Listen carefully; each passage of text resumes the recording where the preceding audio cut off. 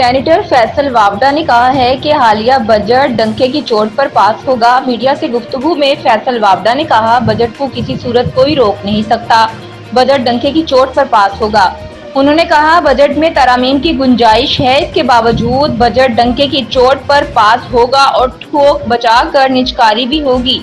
Senator Faisal وابڈا نے مزید کہا، ہم سب ٹیکسز کا اپنا اپنا بوجھ اٹھانے کو تیار ہیں، بجٹ میں کہیں کچھ کوتاہیاں اور نالائکیاں ہیں۔ وزیر اعلیٰ خیبر پختونخوا کی زیر صدارت بجلی کی لوڈ شیڈنگ سے متعلق اجلاس ہوا۔ اجلاس میں بجلی کی لوڈ شیڈنگ کی تازہ صورتحال، ریکوری اور دیگر امور پر بریفنگ دی گئی۔ بریفنگ میں بتایا گیا کہ ایک ماہ میں صوبائی حکومت کے تعاون سے 1 ارب روپے کی ریکوری کی گئی۔ پیسکو کی تنصیبات اور عملے کو پولیس کی سیکیورٹی فراہم کی گئی ہے۔ بریفنگ میں بتایا گیا کہ عید الاضحیٰ میں زیرو لوڈ شیڈنگ کا وعدہ کیا گیا تھا، لیکن عمل درآمد نہیں ہوا۔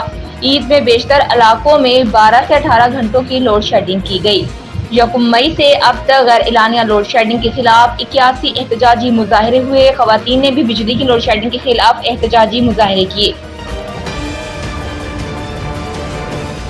اسپیکر قومی اسمبلی سردار ایاز صادق نے کہا کہ پاکستان کے پارلیمان نے سی پیک منصوبے کی ہمیشہ مکمل حمایت کی ہے۔ سی پیک منصوبے نے ہماری سماجی اور اقتصادی ترقی میں نمایاں کردار ادا کیا ہے۔ انہوں نے ان خیالات کا اظہار پاک چین مشترکہ مشاورتی اجلاس سے خطاب کے دوران کیا۔ سردار ایاز صادق نے کہا کہ پاکستان کی تمام سیاسی جماعتیں اس اہم گیم چینجر منصوبے کی مکمل حمایت کرتی ہیں۔ 7 دہائیوں پر محیط چین اور پاکستان کے مضبوط تعلقات دنیا کے لیے ایک مثال ہیں۔ اسپیکر قومی اسمبلی نے کہا، پاکستان اور چین خطے میں امن اور خوشحالی کے دائیں ہیں۔ دونوں ممالک خطے میں انتشار اور بدامنی کے خلاف یکساں موقف رکھتے ہیں۔ صدر شی جن پنگ کا 2015 میں پاکستان کا تاریخی دورہ اہم سنگ میل تھا۔ چینی صدر کے دورے پر $46 بلین سرمایہ کاری کے معاہدوں پر دستخط کیے گئے۔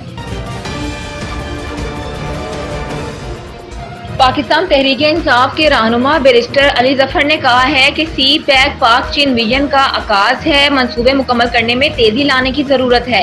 پاک چین مشاورتی میکانزم اجلاس میں علی ظفر نے کہا، چین سے دوستی ہماری خارجہ پالیسی کا بنیادی ستون ہے۔ ملکی مفاد پر تمام سیاسی جماعتیں متفق ہیں، اسی لیے آج اجلاس میں موجود ہیں۔ خیال رہے کہ چائنا پاکستان اکنامک کوریڈور سی پیک پر پاکستان کی تمام سیاسی جماعتیں ایک پیج پر ہیں۔